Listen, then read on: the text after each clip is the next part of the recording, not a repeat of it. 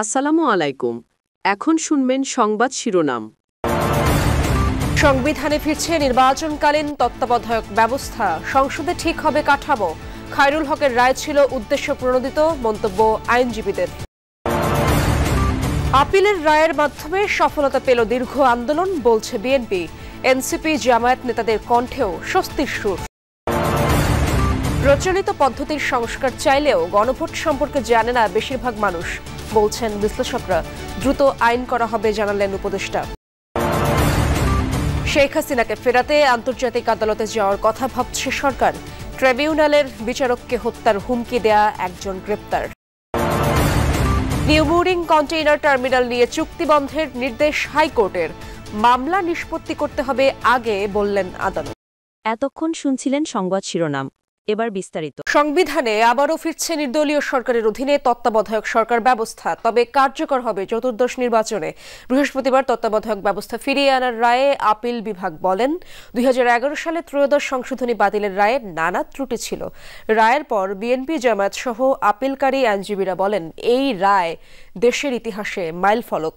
Attorney general জানান, তত্ত্বাবধায়ক পদ্ধতির গঠন কি হবে সেটি ঠিক করবে পরবর্তী সংসদ।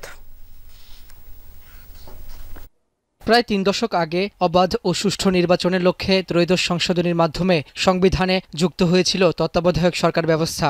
এরপর 3টি নির্বাচন হয়েছিল নির্দলীয় এই সরকারের অধীনে।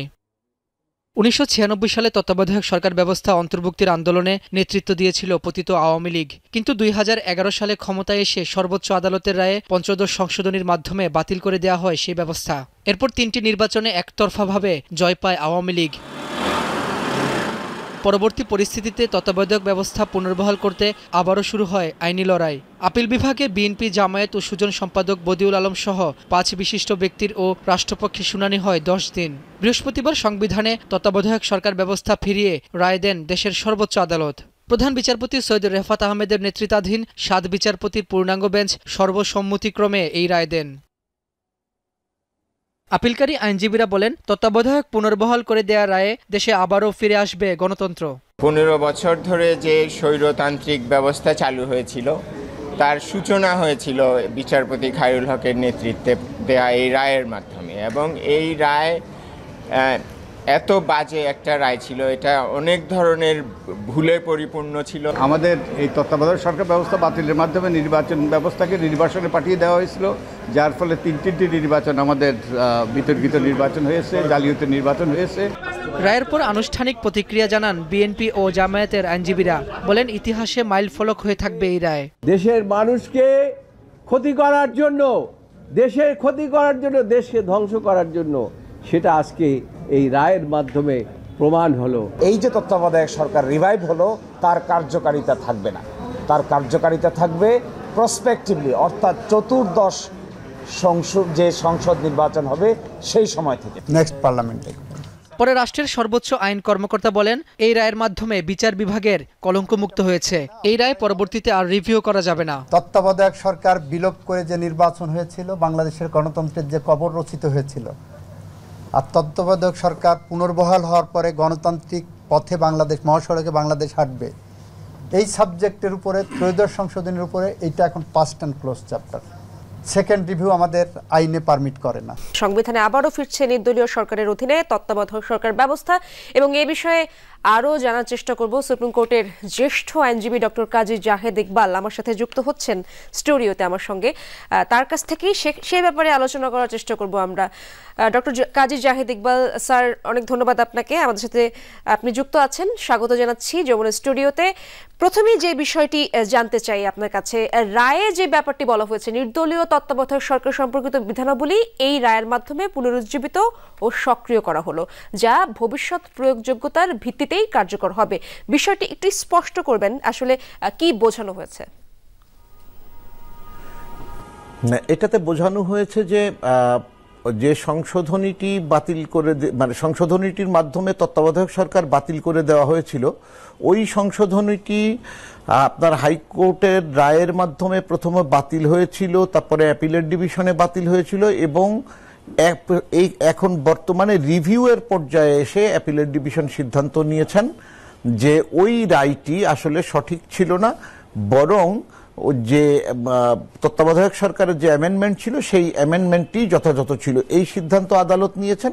এবং একই সঙ্গে তারা বলেছেন যে এইটা পুনরুজ্জীবিত হলো মানে আপনার 2 ক পরিচ্ছেদ যেটি তো আপনার সংবিধানে ছিল সেটি আবার পুনরুজ্জীবিত হলো এবং এটা আপনার এখন থেকে সংবিধানের অংশ হিসাবে থাকবে।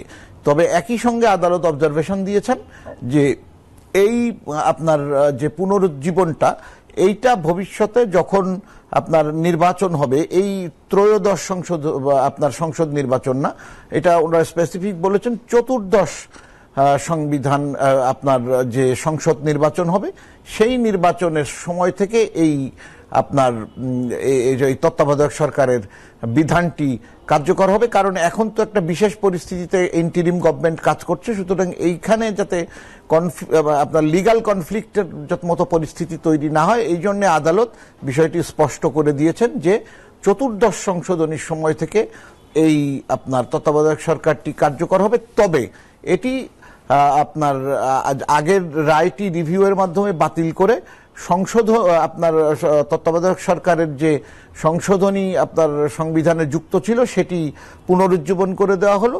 তবে এটার সঙ্গে আমাদেরকে মনে রাখতে হবে যে এই ধরনের রায়ের পরে আপনার সংসদে একটা র্যাটিফিকেশনের দরকার হয়। তত্ত্বাবধায়ক সরকার পুনর্বহালের রায়ে সন্তুষ্টি জানিয়েছে বিএনপি, জামায়াত সহ রাজনৈতিক দলগুলো। বিএনপি নেতা আমির খসরু মাহমুদ চৌধুরী বলেন, এই রায় দেশের নতুন দিগন্ত উন্মোচন করবে।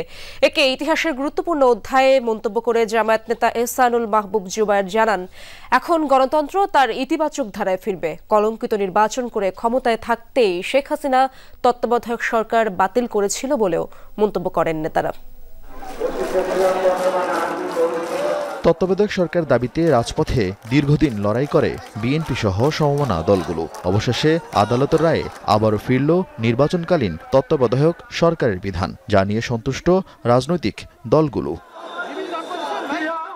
রাজধানীতে আলাদা অনুষ্ঠানে বিএনপি নেতারা জানান, যে রায়ে তত্ত্বাবধায়ক সরকার ব্যবস্থা বাতিল হয়েছিল তা ছিল বিতর্কিত রায়। পতিত আওয়ামী লীগ সরকার নিজেদের রাজনৈতিক স্বার্থে আদালতকে ব্যবহার করেছিল বলেও জানান নেতারা। বলেন, কেয়ারটেকার সরকার পূর্ণবহাল তাদের দীর্ঘদিনের আন্দোলনের সফলতা।